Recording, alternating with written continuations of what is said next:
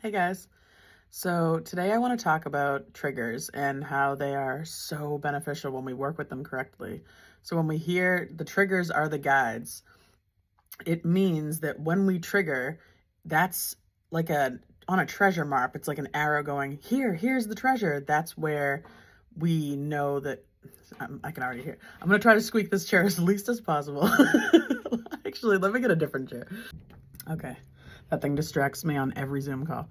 Okay, so most people are not trying to look inward when they're triggered. They're riding the wave straight into a delusion, and it just keeps us from awareness, and it keeps us really inviting shame into our life when we're not utilizing our triggers. So today I want to go in deep on defensiveness, and I'll use my trusted assistant, Chat GPT. So I asked him, if you will, is it true that when I go into defensiveness, I'm now in a delusion? And yes, so it's temporary. It's not like a full break with reality, like I won't know that this is a desk still in front of me. Yes, everything will still look the same, but I fully go into a delusion. All of us do when we get defensive. A way that I saw myself do it recently, and it's so important to just have fun with it and realize we're all going to do it. We're all human. And laughter is really the thing that helps you to just be okay with it and to come out of it and observe like what's really happening. And you'll see on Chat GPT, when I asked that, it said the way to come out of the delusion is to pause and observe. So that takes emotional accountability. Accountability is truth and reality. So my mom had asked me, she has a storage unit in her house, and she allows me to keep bins of my stuff in there. And she had asked me, like, hey, do you think that you could go through some of those bins and break down, make it just more organized? And she knows that I have miscellaneous things in bins that I don't need, and that I just have a problem. My worst nightmare is like a bunch of objects miscellaneous, and my brain is like, what do I do with all this? And so when she asked that, I suddenly felt like in the Parent Trap, when Meredith, like that jerk of a woman, they push her on the mattress out into the lake, and then she wakes up in the middle of the lake. I felt that sensation, but I was waking up in a desert, no water, no land in sight. And that's what I feel when I imagine myself having to go through these bins. And so I immediately was like, why is she doing this? Full delusion. And so I had to pause and ask myself, hey, are you upset right now because, are you feeling resentment towards this person because you've neglected to set a boundary and they're maybe crossing it? Or are you triggered in a delusion right now? You're upset and you're taking it out on them. I was like, I know exactly what it is. So I said, is it true that this person owns a home and for free allows you to keep your belongings so I don't have to pay for a storage unit? And are they just asking you, hey, could you wiggle these belongings in such a way that it makes me feel more at ease? Yeah. So, of course, when I come back into reality, I'm like, oh, gratitude is all I felt. And I'm like, you know what? I'm going to have to just, sidebar really quick. Something that helps me with this is to set an alarm and to go in and do like categories, like, okay, take out all the hair stuff, all the makeup. And honestly, when I do break down these boxes, I can feel that there's less baggage in my life. So, but anyways, back to the point. So when we get into defensiveness, we drop into a full delusion. And if we can stop and say, whoa, what is happening? What am I defending right now? And then you realize, oh, it wasn't what I thought. This is where we can stop abusing others. This is where we can catapult ourselves into growth and so much clarity. And, there will be people that, I, for many, many years, found myself on the outside of a person reacting in defensiveness. And I, for decades, didn't understand. And so I would join the delusion with them. They're really, if you've watched any of my videos like this before, they're going into a cave to hide from the truth because it's safe and cozy there. They don't have to acknowledge anything about themselves, and it's just safe. So when we go into defensiveness, we run into this cave.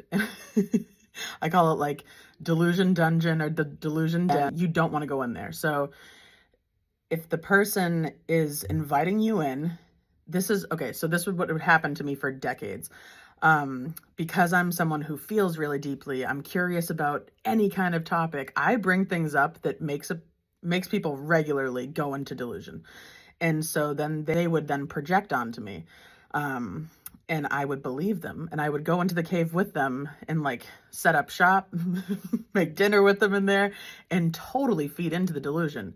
Then the past few years, after I became aware of this stuff, I would, still in my people pleasing era, I would go into the cave with them, fully aware it was a delusion, but I'd be like, all right, just for tea. And I would fully be aware they were about to projectile vomit all their insecurities all over me.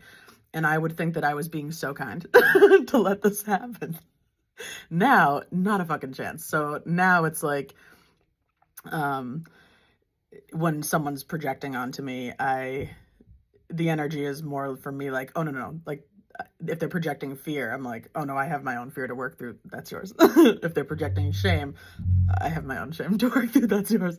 But I know also it's very fragile because they're in a delusion, and I don't want to, like, you don't want to wake a sleepwalker. You're going to get pummeled. So unless you have previously discussed with someone, hey, I'm going to signal to you when you're in a delusion.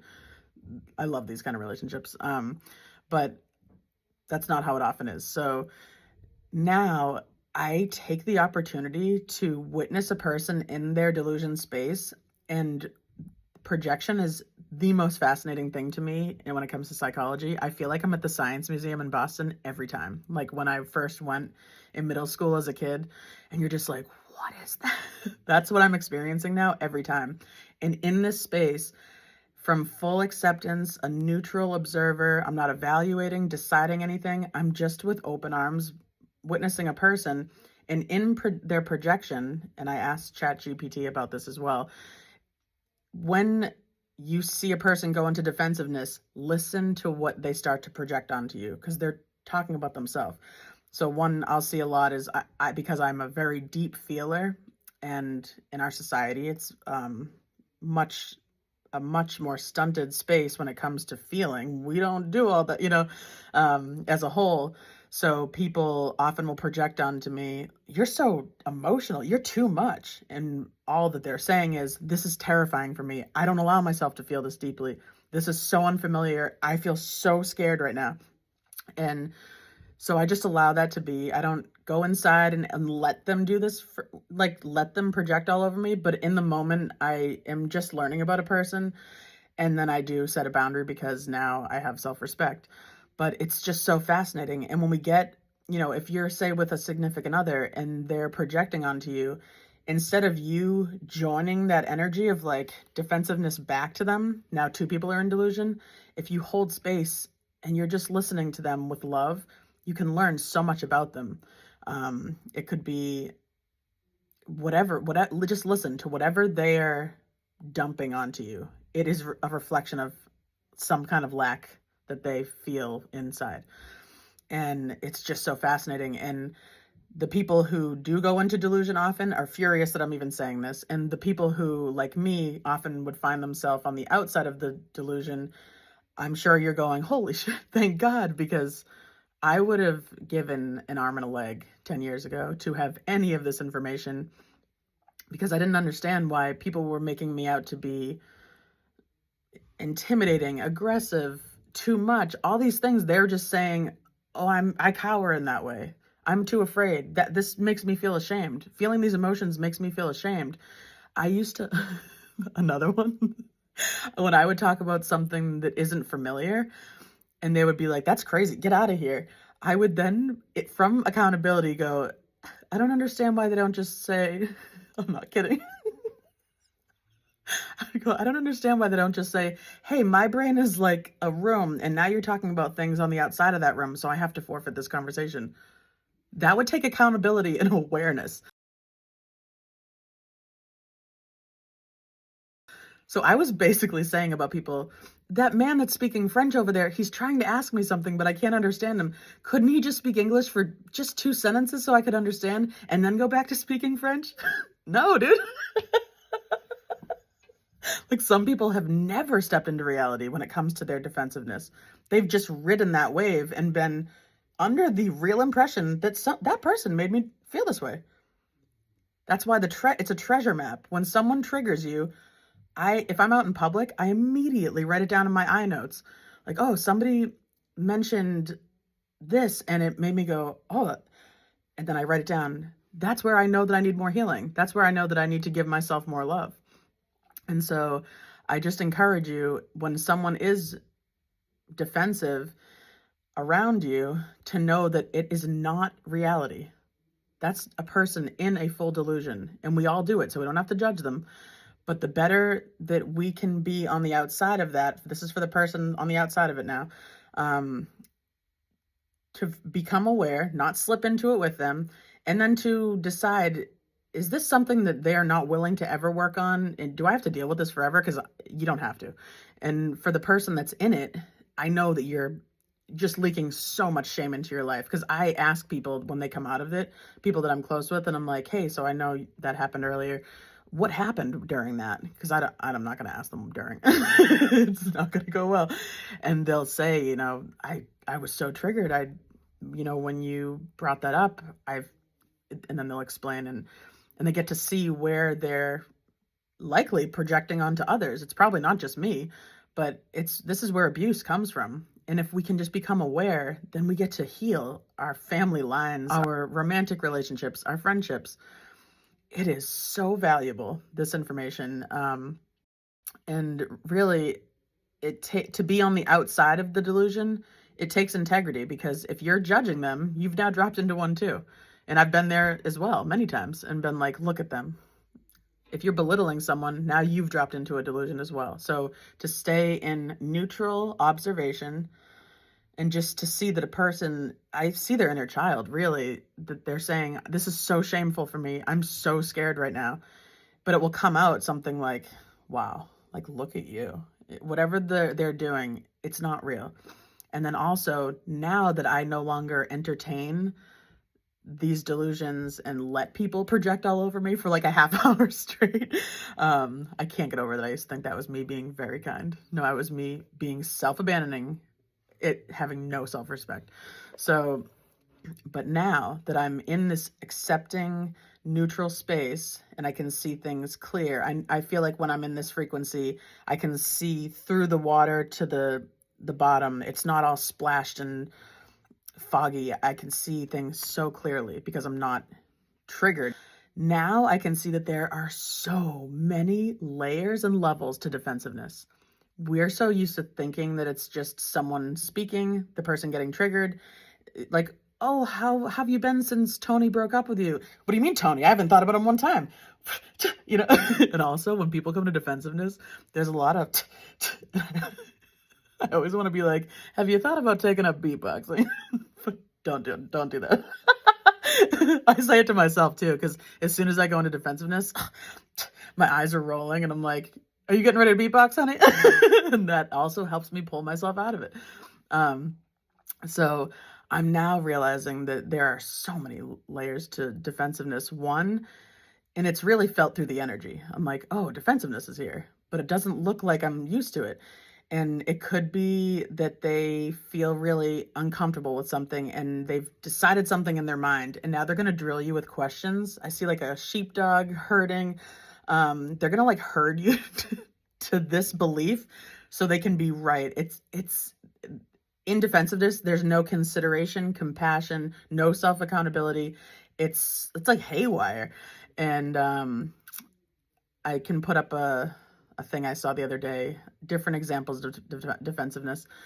One that I've recently seen is, and it's not even that I've recently started seeing it, it just kind of clicked. I'm like, oh, I've been seeing this for years. When someone doesn't want to be in the conversation that you're having because it's triggering them so much, they might start just asking questions as if they're full of wonder and curiosity. They're not. It's just to derail you. Like I said, the sheepdog thing, they will sit and just allow you to talk so they don't have to be involved and then feel more triggered. Um, it's I call it like they're playing student. It's so fascinating. I always thought, oh, they really are interested. No, they're just like, just to avoid interacting and having any kind of spotlight on their insecurity. So they'll just go into this like stone state of, but they're not really curious. They don't hear a word you're saying. They're just keeping themselves safe. So now you are having tea in the delusion dungeon, and you don't even know it. Oh my God. It's so cool. It's so fascinating. I love working with this. And I just encourage you, if you notice yourself, when you start to notice the sensations in your body when there's defensiveness, that's when you can start to get really acquainted with it. Like, what is this shunning? This, I need this to get out of here. I need this to stop. Why? And just to ask yourself, what's coming up right now? Is it unfamiliar? Is it reflecting something that I hold shame over in my life? And really, it will change your life. And you'll start to notice that you're not hurting the people around you anymore, and that you're no longer getting that shame after effect. Because I would ask people sometimes, like I briefly dated this guy a few years ago, and he would do that, get defensive and say something kind of rude. And I would, and then after, he'd be like, I really didn't want to do that. Like, I hate that I do this. And so I felt that. And I started asking other people, loved ones that would go into defensiveness, like I said, after hours later, and they would all reflect the same thing, that it is so shameful. They feel so much shame to be reacting these ways. And so if you can notice when it comes up, then you're going to start to feel a lot more trust in yourself. Also, something so valuable to understand is that a healthy, emotionally mature adult can acknowledge their triggers and say, and set a boundary. That's accountability. That's truth and reality. So if I am triggered and I feel defensive, me saying, hey, I think we should probably stop this conversation because this is me protecting you and myself. It's so much respect in this moment for me to acknowledge, let's stop this conversation because I noticed that as we're talking about it, I'm getting like angry, and I know that has nothing to do with you, and I don't want to take that out on you. When you bring this up to emotionally immature adults, they're going to knock this away and act like you're being crazy, but it's not true. Do not listen. Any emotionally healthy adult can state when they need something to stop because of their own self. They're not going to say it's because of you. And a lot of the times when they've gone into a delusion, of course, this can't happen. That's why it's so beneficial to be able to hold accountability for yourself so you can protect others. And then you won't have that shame building up after the fact. Your future self is going to thank you, really. And you'll feel so much more confident in your relationships, and especially in the relationship with yourself. And yeah, I just encourage you, when you feel these sensations, to make note of where you feel them in your body. And what is it? Is it fear, guilt, shame, embarrassment, insecurity? Whatever it is, and jot it down and realize that is a gift that you just got, because now you know where to deep dive and where to hold acceptance and to give yourself love. And you deserve that. It's not a spot where you then go and bash yourself. No. So when you start, oh, I feel really ashamed right then. Hey, that's okay. What's going on? Like, sometimes it's not going to be just as shallow and surface level as the example I shared about me in the storage unit and the bins. It can get much deeper than that, and of course, more painful. But once you start acknowledging them, then it won't be like that anymore. It's like a muscle that's being stretched. Oh, there's that thing again. Okay. And then you leave the conversation and you can deal with it one-on-one. Or if you're interacting with people that are open and that maybe you've talked to them about this kind of thing, you can process it right in front of them. Like, I'm always open for that. And I respect it so much to see an adult say, like, whoa, I'm feeling the urge to project onto you and belittle you, minimize you, to shame you. And I don't want to do that. That is so healthy. And you can get there. If you're not there, you can get there. Any one of us can. And I'm hyping you, and I want to do more of these. Defensiveness, like I said, there are so many layers, so many levels, and it's so prominent in our society. And it makes sense when we know that we, as a society, live in a very low frequency. Low frequency is illusion, and that's what this brings us into. So I'm sending you love, and yeah, I'll get back on here soon to get right back into the defensiveness delusion. And I hope you give yourself love and remind yourself we're all human. We are all doing this. So you're not alone. All right, guys, have a good night. Bye.